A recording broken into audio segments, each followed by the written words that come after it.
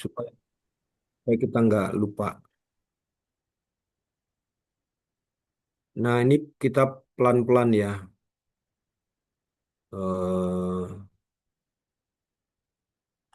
Saya share screen dulu ya. Baik, Pak. Sebentar. Oh, request. Sudah, Pak. Sudah saya allow.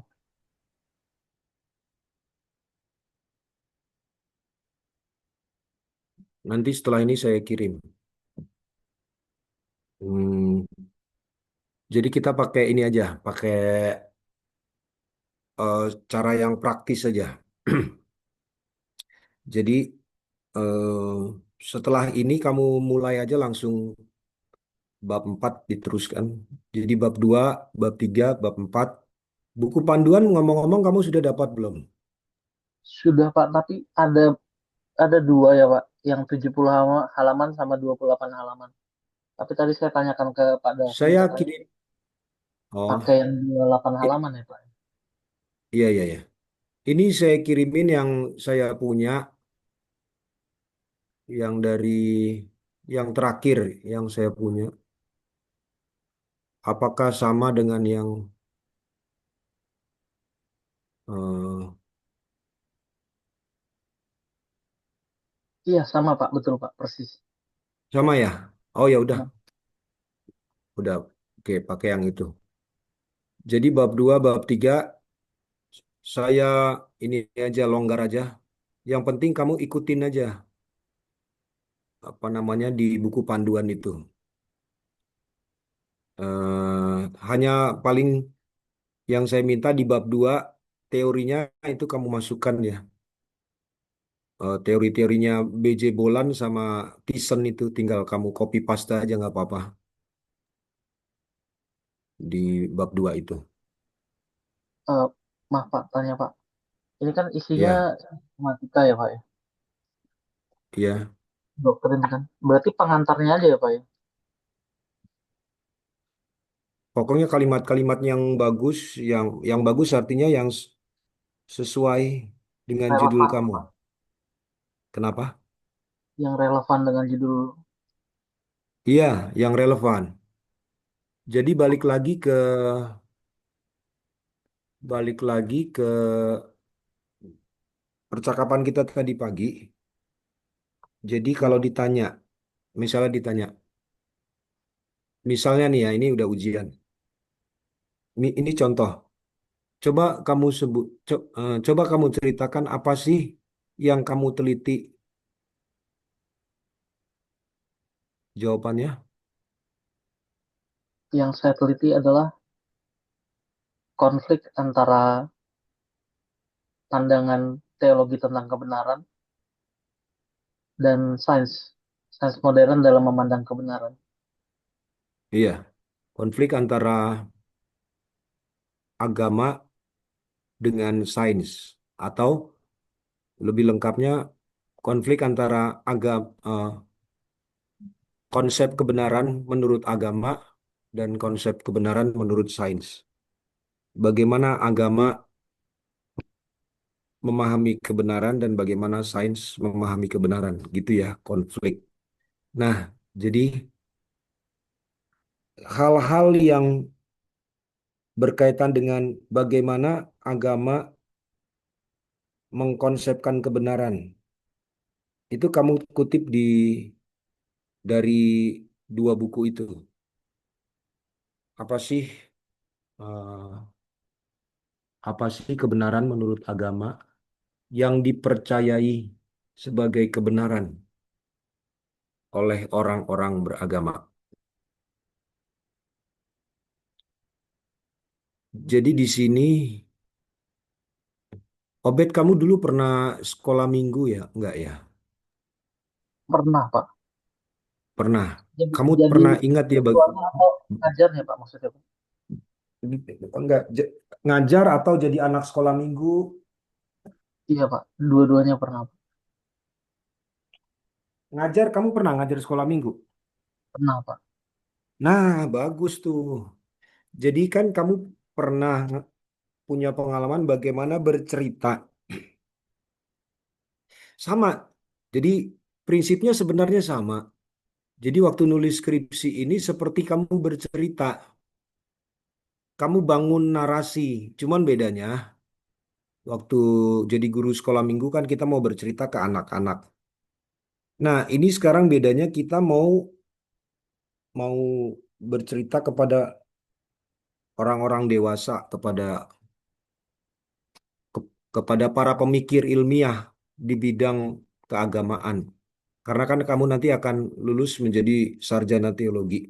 Nah, jadi seperti bercerita. Jadi menyusun kata-kata sendiri. Waktu kita mau cerita di anak sekolah minggu, kita kan mesti susun cerita, susun kata-kata kita sendiri. Tetapi kata-kata kita itu kan sebelumnya kita belajar di Alkitab kan, kita baca ayatnya, kita ngerti makna ayatnya, baru kita bangun cerita kita. Kan gitu ya, Obed ya. Nah, di skripsi ini juga sama. Kamu baca jurnalnya, artikelnya, baca bukunya. Lalu setelah itu kamu bangun kata-kata kamu sendiri tentang apa yang kamu baca. Nah, kira-kira begitu. Yang kira-kira begitu. Itu di bab duanya ya. Jadi kamu susun kata-kata kamu sendiri berdasarkan dua buku itu tentang bagaimana gereja mengkonsepkan kebenaran. Bagaimana gereja memahami kebenaran. Sebentar. Jadi judulnya Konsepsi Kebenaran dalam Tensi Teologi Kristen dan Sains Modern. Oke,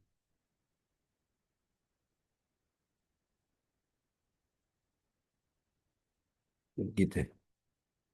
Jadi kamu bangun kata-kata kamu sendiri tentang bagaimana gereja mengkonsepkan kebenaran. Ini dari tadi saya share kok nggak bisa-bisa sih.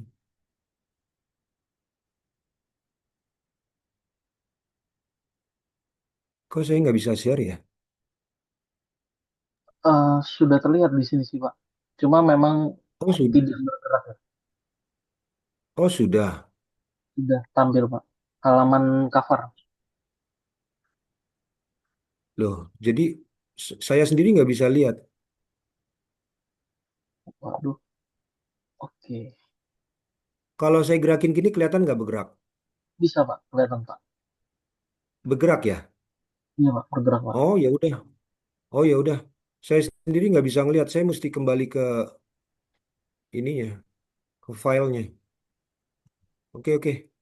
Nah kan begini. Ini pendahuluan ya betul ya? Iya Pak, betul Pak. Latar belakang. Nah udah.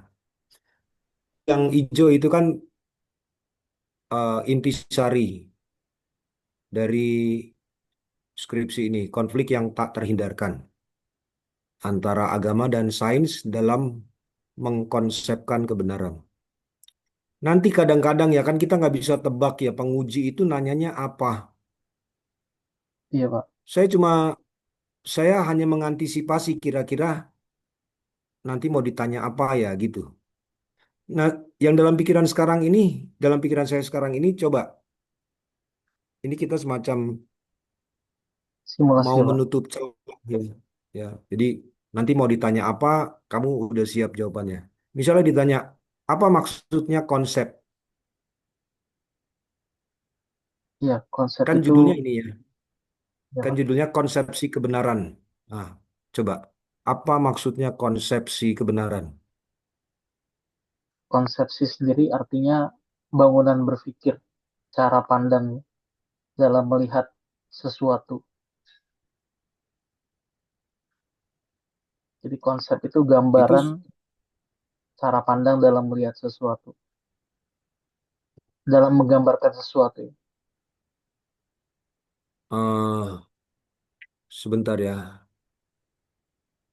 Kita mesti Itu masuk di bab 2 nggak ya? Kamu masukkan nggak ya?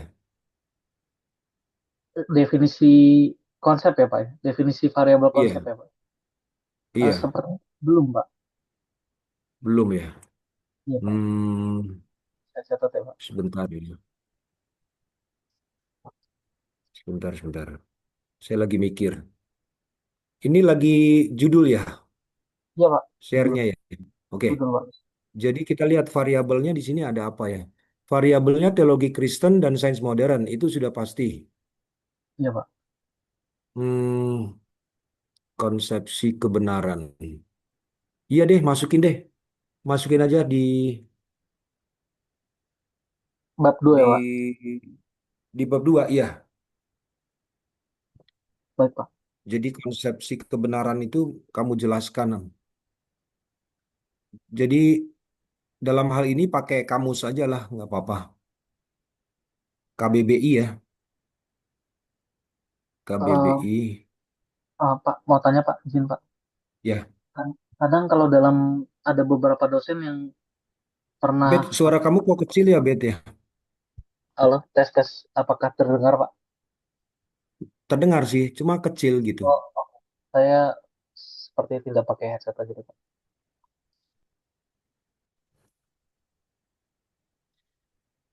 Iya, Pak. Apakah terdengar, Pak? Nah, ini lebih lebih baik. Iya, iya, Pak. Terkait dengan definisi di kamus, Pak. Hmm, Apalagi KBBI. eh, ya. apakah itu aman, Pak, dijadikan sebagai alat untuk mendefinisikan di dalam ruang teologi begitu, Pak? Karena Selama ini sih, mm, selama ini aman arti kamus. Yang kamu khawatirkan apa ya? semisal ya lebih ke ini sih, Pak, definisi operasional ya. Jadi kayak dalam ya sebenarnya ini nggak apple to apple sih, Pak. Dalam kamus Hmm, teologi ya, kamus filsafat ya. hmm. Arti Artinya kan tentunya berbeda dengan yang ada di kamus KBBI. Nah, bagus itu. Jadi kamu ungkapkan menurut KBBI apa, lalu menurut kamus filsafat apa. Lalu perbedaannya itulah yang menjadi poin kamu untuk kamu analisis. Jadi yang satu ngomong ini, yang satu ngomong itu. Jadi, nah kamu tinggal tarik penjelasan, tinggal kamu sintesiskan saja. Seandainya itu memang berbeda ya antara KBBI dengan kamus filsafat. Wah, bagus dong. Itu jadi memperkaya analisis kamu, Bet, nanti. Ya, Pak, siap. Jadi lebih kompleks atau lebih kaya penjelasannya. Nah, itu justru menguntungkan kita nanti. Jadi pemahaman di bab duanya sudah kompleks, waktu kita, pemahaman di bab duanya sudah kompleks, itu akan memudahkan kita waktu kita menganalisis dan membahas hasil temuan di bab 4 gitu. Itu justru menguntungkan. Baik, Pak. Gitu ya. Jadi konsepsi kebenaran. Konsep itu apa? Konsepsi itu sama nggak dengan konsep? Nah, itu nanti kamu bahas di bab 2 ya. Konsep, Baik, Pak. konsepsi. Sama nggak? Nah, kalau beda, jelasin. Kalau nanti ada kamus bahasa Inggris misalnya. Karena kan konsep itu diambil diserap dari bahasa Inggris kan. Nah, kamu jelasin lagi.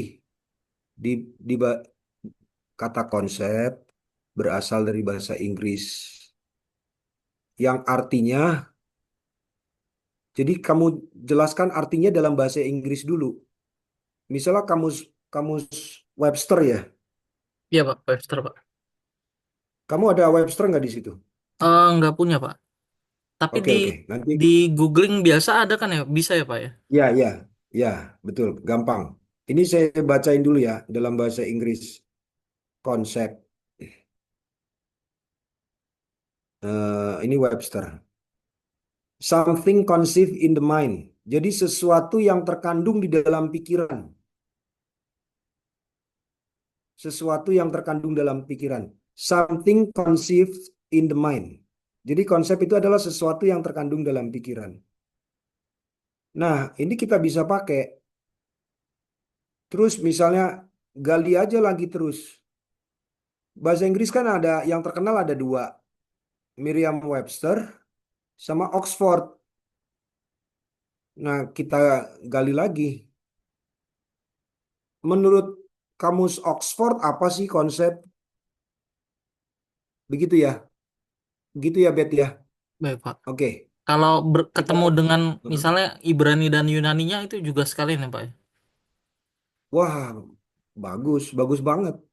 Kalau kamu berhasil menemukan, eh, iya, bagus banget. Saya, saya, saya belum sempat kaji lagi apa ya bahasa Yunannya. Tapi kalau kamu berhasil menemukan, bagus ya. Oke, Yunani Ibraninya bagus. Oke, lanjut ke itu tadi ya. Ini gerak nggak? Share saya gerak nggak? Bergerak, Pak. Oke, sip. Nah, jadi begitu ya. Jadi nanti kalau ada yang tanya, konsep maksud kamu konsep apa sih? Konsep kebenaran apa sih? Berarti sudah bisa kamu jawab ya. Iya, Pak. Oke, lanjut. Ini latar belakang bab paragraf satu, paragraf kedua. Oke. Nah, ini nih, Galileo dan Newton. Kelihatan ya? Saya Kelihatan. beri catatan. Bapak sudah terlihat ya, Sebelum Pak, ya? Slide-nya, Pak. sudah, saya Oh iya, sudah. puji Tuhan, Pak. Oke, Pak. Saya kembali ke filenya. Jadi ini, sebelum beralih ke kalimat selanjutnya, bisa ya, bisa kamu baca komentar Bisa. saya nih.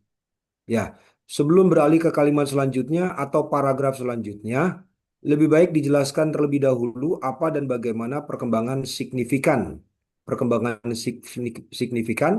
pada masa Galileo, serta apa dan bagaimana perkembangan signifikan pada masa Newton. Nah, ini nanti yang akan menjelaskan pertanyaan penelitian.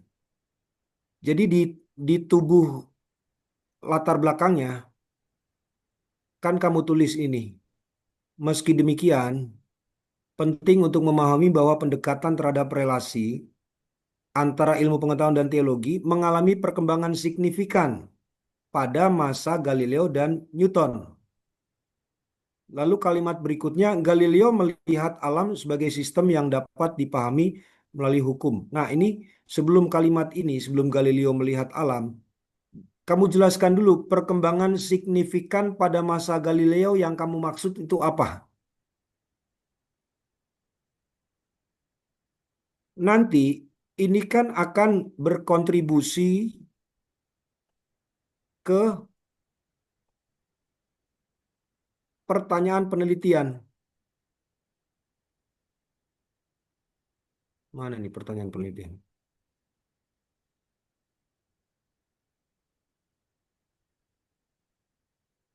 Fokus penelitian. Ya ini, pertanyaan penelitian.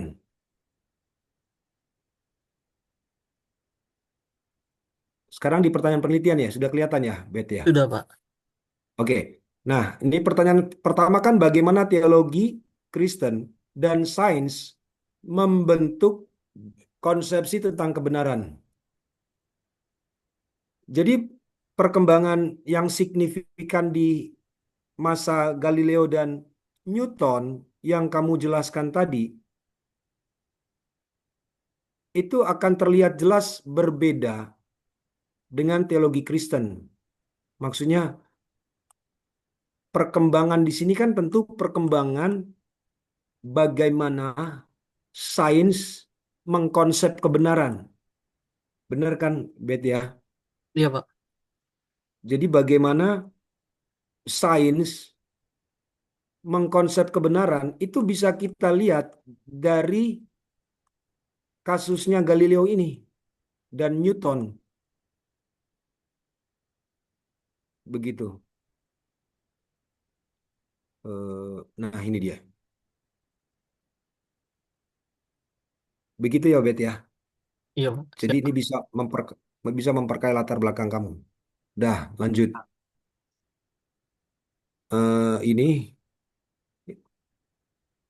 Ini kayaknya. Oh iya ya, ini tadi pagi saya buat. Kalimat ini juga muncul secara tiba-tiba. Periode sejarah yang disebut, ini saya buat kapan sih? Oh iya ya, ini nih. Ini nih salah satu aspek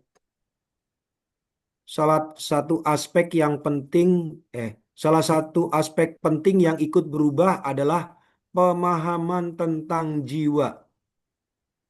Nah, kalimat ini muncul tiba-tiba nih. Perbedaan pandangan tentang jiwa. Paragraf dan kalimat sebelumnya tidak membahas khusus tentang jiwa, tanda tanya. Sebelumnya, tema utama tiap paragraf adalah seputar, maksudnya di paragraf-paragraf sebelumnya, itu tema utamanya tentang teosentrisme yang menuju antroposentrisme. Lalu ada tentang pendekatan rasional dan eksperimental. Lalu ada konflik yang tak terhindarkan, ini paragraf pertama.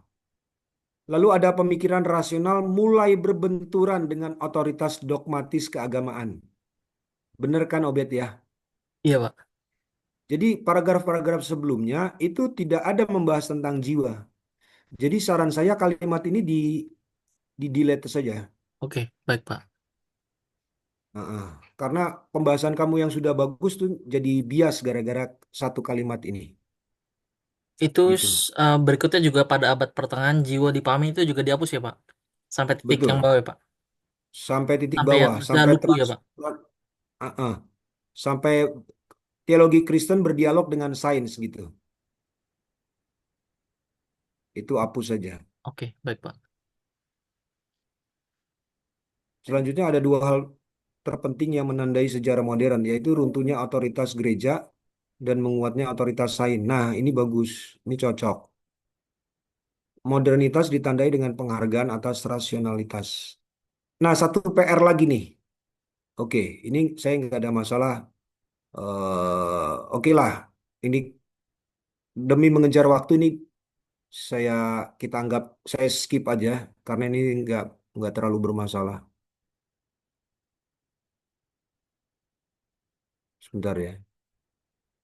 Oke, balik lagi ke judul. Judul ya sekarang ya, lihat ya Bet ya judul. Iya, Pak. Nah, ini saya merahin dulu supaya kamu ingat nanti. Nanti kan saya kirim ke kamu. Sains modern. Jadi maksudnya sains modern itu apa? Kenapa nggak cukup sains? Kira-kira pemahaman kamu gimana? Kenapa nggak cukup begini? Judulnya nggak begini. Konsepsi kebenaran dalam tensi teologi Kristen dan sains. Kenapa mesti sains modern? Iya, Pak. Kenapa nggak cukup sains aja? Coba. Ini terkait sebetulnya mau menggambarkan evolusi ini ya, Pak ya. Pandangan sains yang bertentangan dengan agama ya. Jadi ini sains modern ini lebih mengacu pada ini ya, postmodern, Pak. Bukan gitu. Jadi sains kan dari zaman Plato juga udah berkembang sains. Tapi yang kamu mau bahas adalah sains yang berkembang di era modern, yaitu di era seputar Kopernikus, Galileo gitu. Di era pencerahan. Oh, berarti masuknya Sains ini yang ya, Pak. Zaman Hah? modern ya, Pak ya. Iya. Jadi Oke. pembagian zaman modern, zaman posmo itu berdasarkan itu. Jadi secara umum sudah diterima era pencerahan itu merupakan era modern atau paling tidak itu awal Awal masa modern. modern. Iya, tapi kita nggak usah bilang awal lah. Pokoknya kita anggap aja pencerahan. Terus r- di era René Descartes itu juga termasuk era pencerahan, era modern gitu, gitu ya. Iya, Jadi Pak. maksud saya kamu harus harus kamu harus bisa menutup semua celah. Kira-kira nanti mau ditanya apa, kamu sudah sedia jawabnya. Ya, Pak. Nanti kan kalau kamu kesulitan jawaban, baru di situ peran saya. Saya akan support kamu. Yang penting kamu jawabannya jangan salah aja dulu. Iya, Pak. Kalau jawabannya kurang, nggak apa-apa. Itu nanti bagian saya bantu. Eh, Nah, emang kalau udah salah, udah saya udah nggak bisa bantu karena di mata eh, penguji kan dianggap salah nanti. boleh tanya, Kenapa? Pak? Boleh, boleh. Ya, eh, se- sejauh pengalaman saya, dosen pembimbing itu memang boleh membantu, Pak, untuk menjawab. Loh, memang tugasnya membantu. Waktu saya skripsi yang pertama itu nggak dibantu, Pak, soalnya. Skripsi pertama, waktu saya proposal kamu. Nggak, yang kan sebelumnya saya jurusan BK, Pak, konseling. Oh, di Ekumene juga. Di Atmajaya, Pak. Oh, waduh, saya nggak ngerti tuh. Itu kebijakan kampus. Tapi setahu saya, pembimbingnya itu nih yang paling jelas di S3. Di S3 itu nama pembimbing bukan pembimbing, tapi promotor. Jadi pembimbing itu yang mempromotori mahasiswa sehingga mahasiswa itu lulus. Namanya aja promotor. Dia yang support mahasiswa gitu. Tapi kalau kebijakan institusi saya udah nggak paham. Itu kan institusi lain. Nah, kalau di Ekumene nggak bisa, harus pembimbing harus support. Iya. Jangan pembimbing malah di ujian mengajukan pertanyaan yang menyudutkan mahasiswa bimbingannya. Wah, itu kacau itu. Nggak boleh. Iya, Gitu ya. puji Tuhan lah, Pak, kalau memang bisa seperti itu. Iya, memang itulah tugasnya pembimbing. Makanya saya minta kamu punya sudut pandang yang eh, artinya ilmiah itu kan sudut pandangnya kita bisa berbeda-beda ya. Itu wajar sebenarnya, berbeda-beda. Kecuali kalau memang sudah salah fatal. Nah, itu kita bisa klaim atau kita bisa tegaskan salah. Nah, makanya saya minta kamu kita diskusi dulu supaya satu perspektif gitu. Misalnya tadi tentang sains modern. Perspektifnya gitu. Kenapa sains modern? Karena yang kamu bahas itu sains di era modern. Di zaman Plato juga ada sains, tapi berbeda dengan di zaman René Descartes misalnya. Gitu ya. Iya, Nah, Pak. gitu. Baik, Pak. Terus kalau misalnya Oke. ditanya posmo gimana, Pak?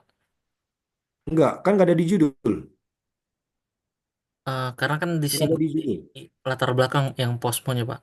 Itu Oh, mm, nanti di pospo, misalnya ditanya, kemungkinannya tipis sih. Tapi kalaupun ada, dari pengalaman saya ya, pembimbing nggak sampai ke sedetail-detail itu. Pembimbing itu detail-detailnya di judul. Jadi untuk judul itu detail habis untuk judul. makanya nggak Tapi boleh kalau berubah ya, udah Pak. Setelah proposal ya, Pak. iya, kalau kuantitatif nggak boleh berubah. Kalau kualitatif boleh. Kalau kualitatif boleh berubah. Nah, kalau di judul itu bisa didetail-detailin ya, teliti banget penguji. Tapi kalau udah di badan penjelasan seperti Posmo, eh, jarang. Tapi patut kita pikirkan juga, kenapa Posmo kamu munculkan di latar belakang? Karena di Posmo itu kan mengkontraskan konflik. Konflik itu makin kontras di era Posmo. Kalau di era modern kan hanya berbeda nih bagaimana sains mengkonsepkan kebenaran. Berbeda dengan agama, bagaimana agama mengkonsepkan kebenaran. Itu berbeda. Tapi di era posmo makin tajam lagi beda. Karena era posmo mengatakan kebenaran itu relatif. Kalau di era modern kebenaran itu ada, tapi epistemologinya beda, gitu. Tapi pas di posmo, bukan hanya epistemis saja yang berbeda. Secara ontologis jadi beda juga.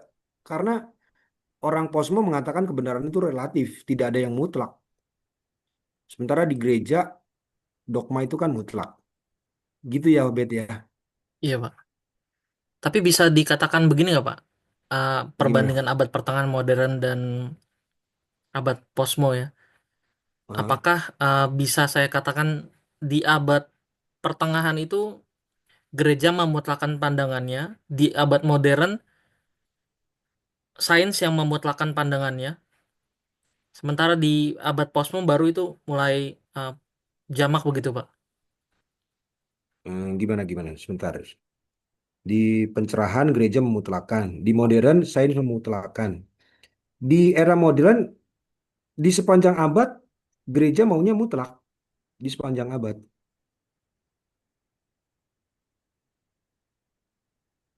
Jadi dari awal berdirinya gereja, gereja punya kecenderungan untuk memutlakkan sejak dari Nisea. Definitif ya, Pak ya. Iya, definitif dan itu rumusan yang telah dibuat itu harus mutlak, harus diterima seluruh dunia. Itu kan di Nisea, kan gitu. Jadi dari awal sudah memutlakkan. Masalahnya di modern ketemu mutlakan yang berbeda dengan yang dimutlakan oleh gereja. Gereja mengatakan bumi ini pusat. Sementara penelitian Kopernikus berbeda, bukan bumi, mataharinya yang pusat. Lah, itu udah berbenturan di situ. Nah, jadi beda nih. Kita mau ngikutin siapa?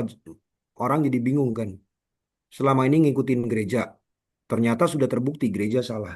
Nah, di situ gereja mulai belajar tuh. Sepanjang abad gereja mulai belajar membuka diri. Jangan menganggap apa namanya rumusannya itu yang mutlak harus diterima oleh semua orang. Ternyata perkembangan ilmu pengetahuan mengatakan akal manusia itu bisa dieksplor supaya manusia itu bisa mencapai kehidupan yang lebih baik gitu. Jadi selain kebenaran agama ada kebenaran sains. Kalau dulu kan zaman skolastik ya ya kebenaran agama ya kebenaran sains di sebelum pencerahan ya di era skolastik. Iya, gereja Makanya, menetapkan semuanya, Pak ya. hah? Iya, gereja menguasai semuanya. Sampai paus kan itu otoritasnya di atas raja zaman skolastik. Kalau kita baca sejarahnya kan waduh panjang lebar itu rumit. Tapi intinya begitu. Jadi kebenaran agama dengan kebenaran sains itu nggak ada bedanya. Pemimpin gereja dengan pemimpin politik disatukan. Itu di era skolastik. Makanya yang orang-orang barat itu menamai era skolastik itu nama lainnya adalah masa kegelapan kan. Dark Ages Eh, ya, Pak ya. ya Dark Ages.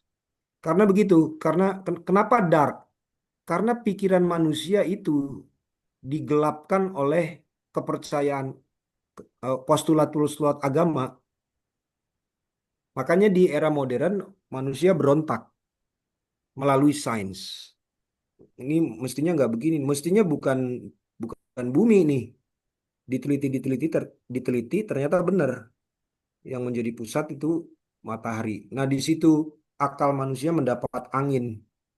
Jadi manusia semakin mengembangkan akalnya, bukan menuruti imannya saja, tapi mengembangkan akalnya. Nah, itu era modern. Itu dibahas di bab 4 ya berarti, Pak itu. Iya, iya, betul. Benar-benar. Kamu Eh rekam kan? iya, rekam, Pak. Iya. Kemudian untuk Kristen progresif itu produk menurut Bapak produk postmodern bukan, Pak? Sebentar. Kamu masukkan Kristen progresif di latar belakangnya. Enggak, Pak. Belum, Pak. Oh enggak. Oh ini di luar skripsi ya?